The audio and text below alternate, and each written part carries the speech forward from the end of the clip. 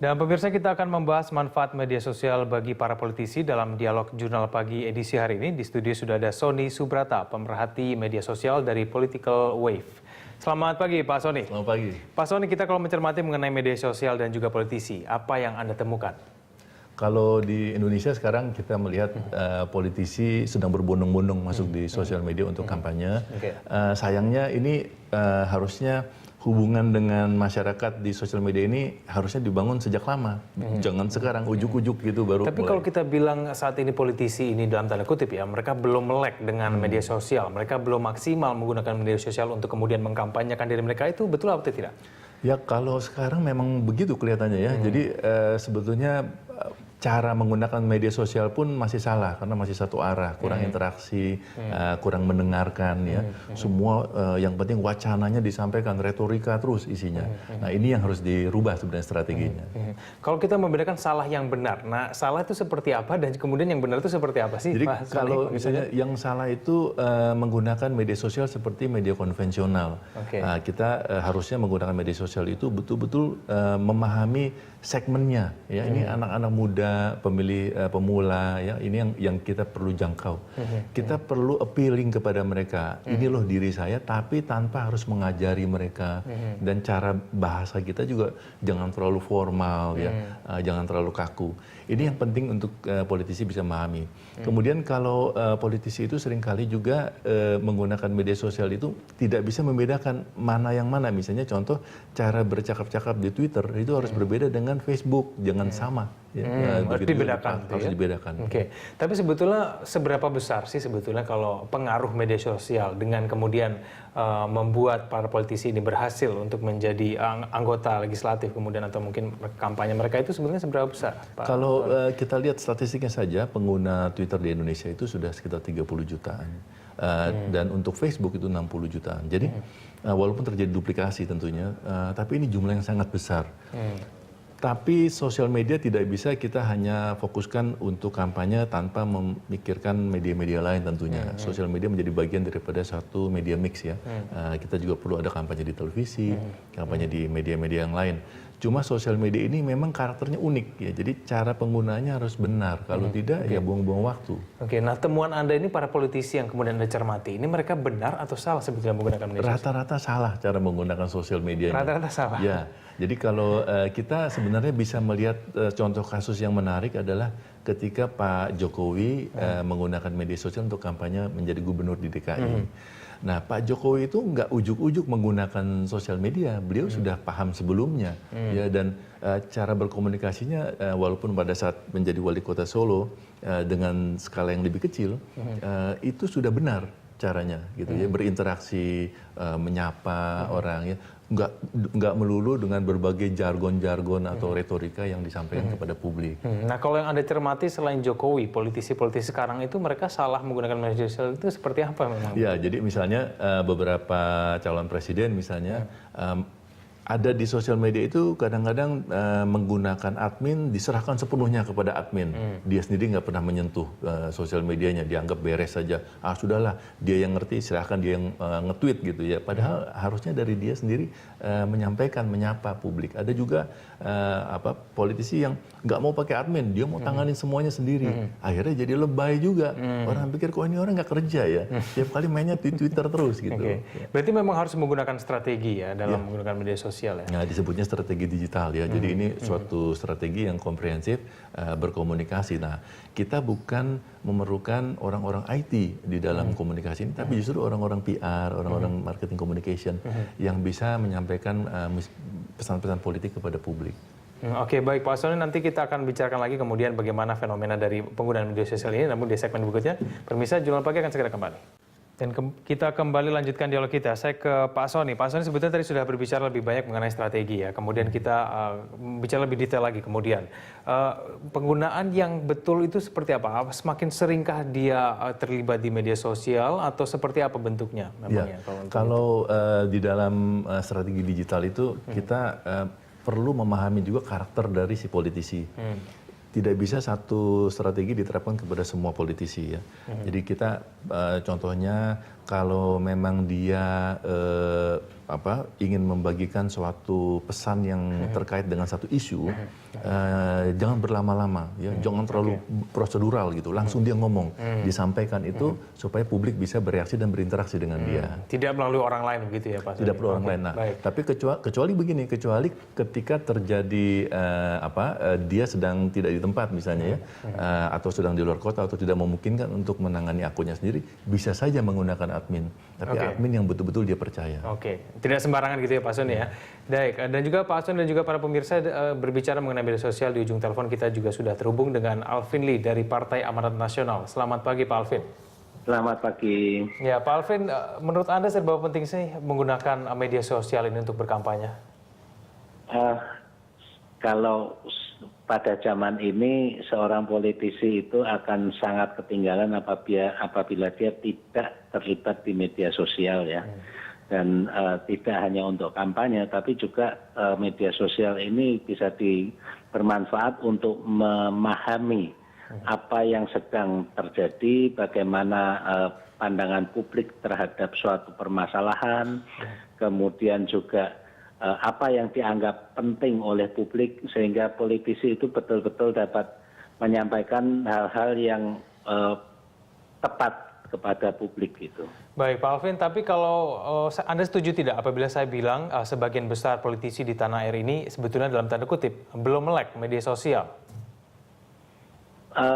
Iya, saya sepakat dengan pendapat itu, terutama untuk politisi yang dalam tanda kutip juga ya, usianya di atas 45 tahun itu bukan hanya media sosial, bahkan kadang email pun juga masih gaptek gitu. Jadi masih berorientasi pada kertas, harus pegang kertas dan belum ke internet ya. Jadi tapi kalau yang muda-muda, saya melihat politisi yang usianya kepala 3 itu 30-an sudah banyak yang aktif di media sosial. Baik Pak Alvin, kalau Anda mencermati mengenai peraturan berkampanye menggunakan media sosial, ini tampaknya belum ada aturan yang betul-betul baku ini, belum ada aturan yang bisa mengatakan boleh atau tidak. Nah ini menurut Anda sebetulnya ini jadi celah atau sebuah kesempatan sebetulnya untuk para politisi untuk berkampanye menggunakan media sosial, begitukah? Iya, Indonesia saya kira bukan cuma kampanye di media sosial yang aturannya belum jelas, bahkan perdagangan pun kita juga barusan kemarin ini undang-undang perdagangan disahkan. Jadi kita memang selalu berkembang dulu baru peraturannya muncul belakangan. Kita telat mengantisipasi. Namun sejauh ini memang sudah ada ini sendirilah keseimbangan ya di masyarakat. Pemakai media sosial itu juga bisa memilah-milah sendiri mana yang kredibel, mana yang tidak kredibel. Kemudian juga sudah ada kekuatan-kekuatan sendiri. Apabila ada politisi yang terlalu dimusuhin, juga pendukungnya juga mulai memprotek sendiri, bahkan membuli dan sebagainya. Ya ada hukum dalam tanda kutip juga, hukum rimbanya sendiri itu. Oke, baik Pak Alvin dan juga Pak Soni, kita akan mencermati dulu mengenai apa pernyataan dari Arief Budiman, Komisioner KPU terkait dengan penggunaan media sosial ini. Pernyataan dari Arief Budiman, Komisioner KPU, kampanye melalui media massa cetak, online dan juga elektronik hanya bisa dilakukan 21 hari sebelum dimulainya masa tenang. Kemudian selanjutnya kita cermati apa pernyataan dari Menkominfo Republik Indonesia Tifatul Sembiring. Pak Tifatul menyatakan, saya pikir agak berbeda di mana akses online free to air itu perlu diatur. Ini tampaknya memang ada perbedaan peraturan di sini ya Pak Soni ya. Nah kalau menurut Pak Soni ini seperti apa? Saya melihat bahwa ini kita perlu memahami sosial media itu tidak bisa diatur seperti itu ya. Jadi kalau orang ingin menyatakan pendapatnya di saat masa tenang sekalipun, kan kita tidak bisa menghalangi. Ya, itu bukan berupa kampanye sebetulnya, karena orang-orang ini menyatakan bahwa dukungannya terhadap sosok politisi tertentu. Dan saya ingin menambahkan tadi yang Pak Alvin sampaikan, Pak Alvin Lee ini salah satu tokoh politik yang sangat paham sosial media jauh sebelum politisi lain memahami. Itu banyak sekali memang akhirnya politisi dibully. Nah, salah satu yang sering dibully tentunya kita tahu Pak Roy Suryo ya. Banyak sekali statement-statement beliau ataupun pernyataan beliau yang akhirnya publik mencemooh gitu. Oke, baik. Ini menjadi kendala. Kalau saya ke Pak Alvin menurut Anda setuju tidak sih sebetulnya ada pengaturan ini dalam untuk berkampanye di menggunakan media sosial, Pak Alvin? Ya, kalau undang-undang kampanye kita ini kan ada unsur-unsurnya ya. Jadi kalau hanya sekedar misalnya pada masa tenang pun saya mengadakan diskusi terbuka di media sosial, sejauh itu saya tidak menampilkan atribut partai, saya tidak mengajak untuk menggalang dukungan, pilihlah saya dan sebagainya, itu tidak bisa dikategorikan sebagai kampanye. Jadi unsur kampanye itu sendiri cukup restriktif, cukup sempit. Bahwa kemudian pada saat mulai sekarang pun saya juga setiap hari misalnya saya mengadakan diskusi melalui media sosial, itu tidak masuk kategori kampanye, namun sebetulnya itu sangat bermanfaat untuk memperluas dan interaksi saya dengan masyarakat yang saya tuju dan juga meningkatkan juga penampilan atau keterkenalan saya di audiens yang saya tuju. Oke, berarti Pak Alvin ini berkampanye politik nih ya, bukan berkampanye pemilu, begitukah ya? Iya, kan ujung-ujungnya yang namanya kandidat dalam pemilu ini kan supaya dia lebih dikenal, yang sudah kenal merasa lebih mantap lagi pada dia, bahwa dia seseorang ini layak dipilih, dan ujung-ujungnya akan dipilih tanpa harus mengatakan pilihlah saya, dan sejauh tidak ada pernyataan pilihlah saya atau coblos nomor sekian, itu tidak masuk kategori kampanye. Tapi kemudian apakah Anda kemudian menyampaikan apa program-program Anda ke depannya ketika nanti Anda menjadi anggota legislatif kemudian ke depan melalui media sosial, Pak Alvin? Apakah Anda sudah melakukan itu? Itu tidak ada masalah karena kita kembali lagi harus paham makna kampanye itu ada unsur-unsurnya apa, dan semua unsur itu harus terpenuhi. Satu saja tidak terpenuhi, itu sudah bukan kampanye. Jadi kalau hanya membahas visi misi saya atau apa program-program saya, sejauh saya tidak mencantumkan partai saya apa, kemudian saya caleg nomor berapa, kemudian saya juga mengajak pilihlah saya, itu bukan kampanye. Ya, Pak Alvin, apakah Anda pernah kemudian mengajak kolega Anda di DPR untuk kemudian rame-rame menggunakan media sosial karena menurut Anda ini mungkin kemudian menguntungkan ke depannya? Saya kira bukan hanya yang sudah ada di DPR ya, bahkan politisi yang baru masuk saja belum jadi calon, saya menilai wajib punya akun media sosial. Kalaupun tidak aktif untuk diseminasi informasi, minimal seorang politisi itu dapat memantau apa yang sedang berkembang di masyarakat. Jadi media sosial itu bukan hanya one way, tapi betul-betul kita bisa tahu perilaku, pola pikir masyarakat. Baik, Pak Alvin Lee, terima kasih Anda sudah mau bergabung bersama kami di Jurnal Pagi. Selamat pagi, Terima Pak Alvin. kasih. Dan juga Pak Soni, nanti saya akan berikan kesempatan kepada Anda untuk menanggapi, namun di segmen berikutnya pemirsa Jurnal Pagi akan segera kembali. Pemirsa, kita sudah sampai di segmen terakhir dialog kita di Jurnal Pagi. Saya ke Pak Soni. Pak Soni, Anda mungkin menanggapi apa yang disampaikan oleh Pak Alvin tadi? Ya, saya rasa yang Pak Alvin sampaikan ini penting sekali. Kita melihat KPU yang mungkin perlu memahami lebih jauh tentang sosial media. Ya. Sosial media ini beda sekali dengan media konvensional. Jadi kalau misalnya ada aturan 21 hari sebelum masa tenang tidak boleh mengatakan sesuatu, tapi ini kan masalahnya hak asasi. Orang bisa saja mengatakan pendapatnya. Contohnya sekarang begini, kalaupun misalnya si politisi tidak mengatakan apa-apa, dia berhenti sama sekali, akunnya berhenti, di masa tenang. Tapi kemudian relawannya ada puluhan ribu yang ngomongin dia, yang mendukung dia. Bagaimana caranya?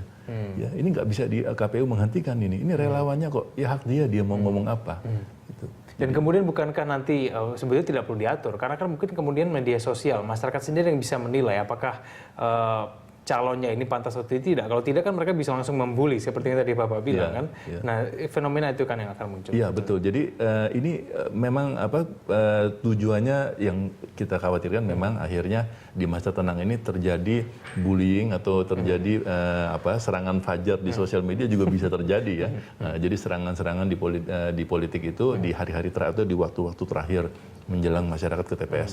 Jadi ini juga perlu diwaspadai. Tapi yang perlu kita perhatikan adalah ini hak semua orang untuk bisa memberikan pendapatnya terlepas apakah itu masa tenang atau tidak. Oke, Anda kan juga menyebutkan bahwa sebetulnya banyak politisi yang salah menggunakan media sosial.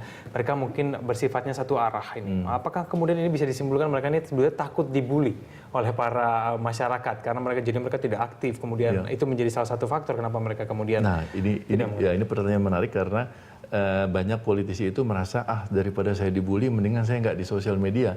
Salah besar. Ada atau tidak ada akun itu, kalau mau dibully tetap dibully dia gitu.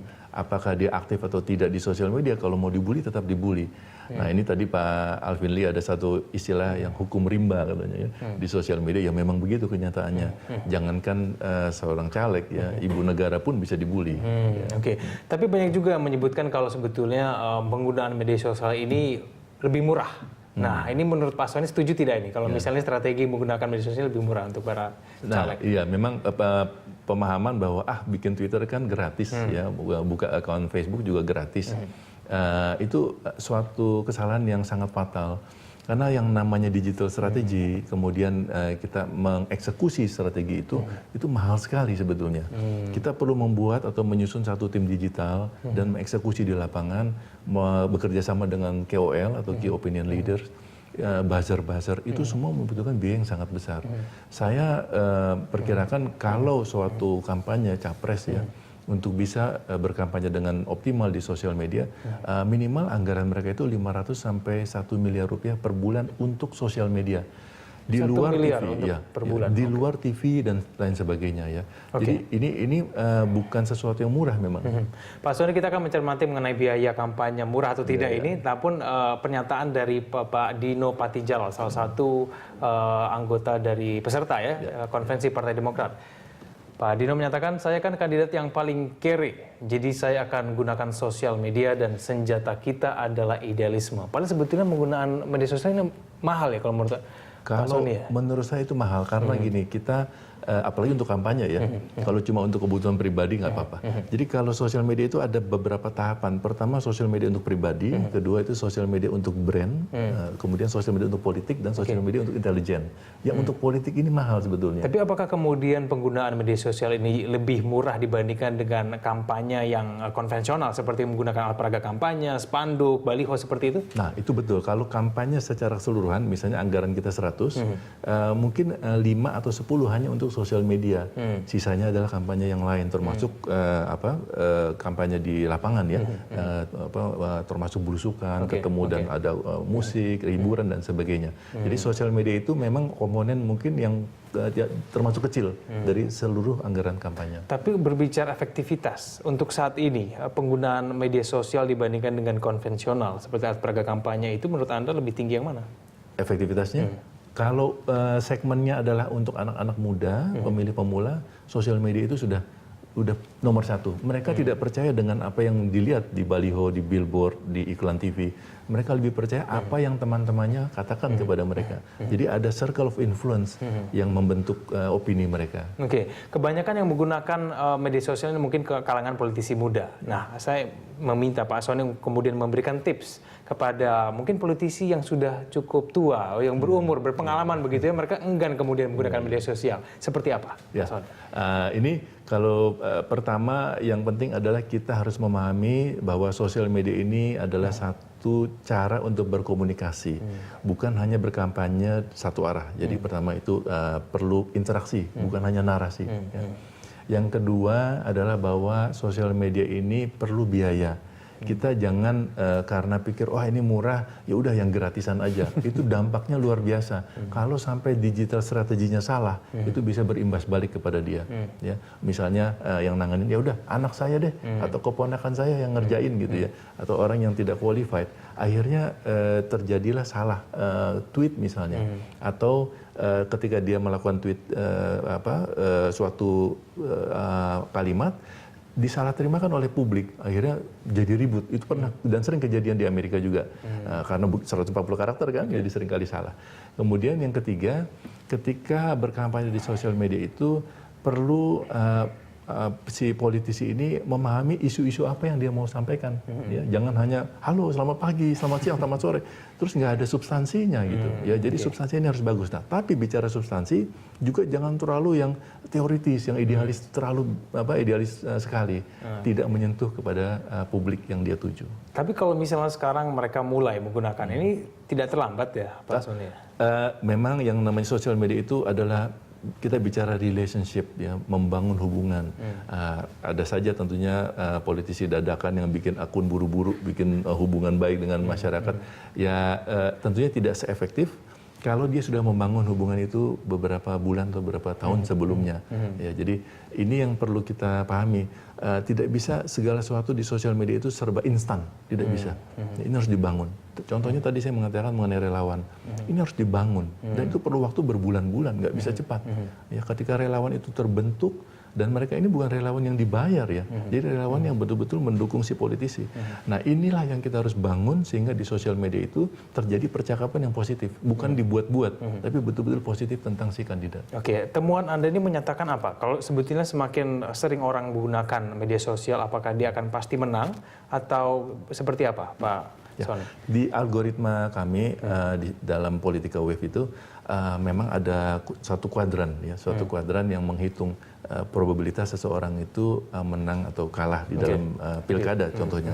Dari 10 pilkada 8 kali kami bisa memprediksi siapa yang menang sebelum quick count. Jadi percakapan di media sosial ini kalau kita sudah bisa filter akun-akun bot, akun-akun fake yang ikut-ikutan ya, ada yang dibuat dalam rangka hanya untuk meramaikan pembicaraan, itu di algoritma kami bisa disingkirkan. Sehingga yang percakapan real yang ada. Nah, dari situ kita bisa memprediksi siapa yang menang. Nah, contohnya kalau kita melihat di konvensi Demokrat saat ini ada 3 nama ya. Jadi ada Pak Dahlan Iskan, Pak Gita Wirjawan, dan Pak Anies Baswedan yang sangat dominan di itu media karena sosial. mereka menggunakan media sosial. Mereka menggunakan kampanye yang secara menyeluruh. Salah satu yang capres atau kandidat yang paling kelihatan dinamikanya adalah Pak Gita Wirjawan. Pak Gita ini merubah strategi digitalnya, dan saya lihat ini bagus sekali karena terjadi suatu perubahan yang dahsyat ya, yang sebelumnya agak antipati terhadap beliau, sekarang malah banyak mendukung beliau. Oke, kita akan cermati bagaimana nanti politisi menggunakan media sosial. Benar atau tidak nih mereka menggunakan, strateginya seperti apa. Baik, terima kasih Pak Sony telah bergabung sama kami di Jurnal Pagi. Selamat pagi. Pak Sony.